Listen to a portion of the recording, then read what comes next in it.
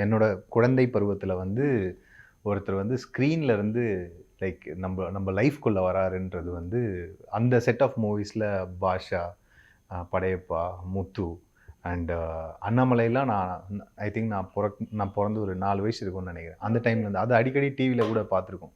So இந்த படங்கள் வந்து ஆஸ் அ சைல்ட்ஹுட் மெமரிஸாக it will stay in your mind இல்லையா, எப்பயுமே இருக்கும்.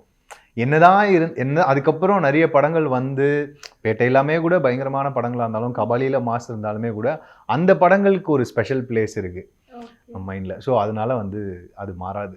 ஸோ நான் இந்த லிஸ்ட்டில் விட்டுட்டு ரஜினி சாரோட மோஸ்ட் ஃபேவரட் ஒரே ஒரு படம் சொல்லணும்னா எந்த படத்தை சொல்லுவீங்க? எல்லாமே ஃபேவரட் தான், ஆனால் மோஸ்ட் ஃபேவரட் அப்படின்னா சிவாஜி த பாஸ். அதாவது நான் லைக் பக்கா மாஸ் எல்லாமே கவர் ஆச்சு. கடைசி தொண்டை கிழிய கத்தி விசில் அடிக்க கற்றுக்கிட்டே தான் அந்த படத்துக்கு தான். நான் வந்து ஸ்கூல் படிக்கும்போது விசில் அடிக்க கற்றுக்கிட்டது சிவாஜி படம் பார்க்க போனோம். அதனால் விசில் அடிக்க சொல்லி கொடுங்கடான்னு சொல்லி கேட்டு போனது.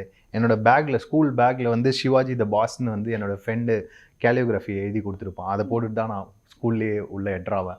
ஸோ அந்த லெவல் மாஸான ஃபிலிம். ஃபர்ஸ்ட் டே ஃபர்ஸ்ட் ஷோலாம் போய் செலிப்ரேட் பண்ண அனுபவங்கள்லாம் இருக்காது? பண்ணியிருக்கீங்க? என்ன பண்ணுவீங்க இப்போ போய்? அவ்வளோதான், த்ரோட்டு காலி.